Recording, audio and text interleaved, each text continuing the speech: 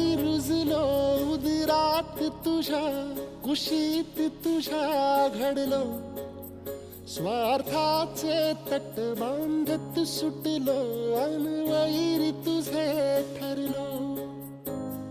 चालवुनी वैराचे नांगर नासवली माती, छिन्न तुझ्या देहाची ही चाळण उरली आता हाती.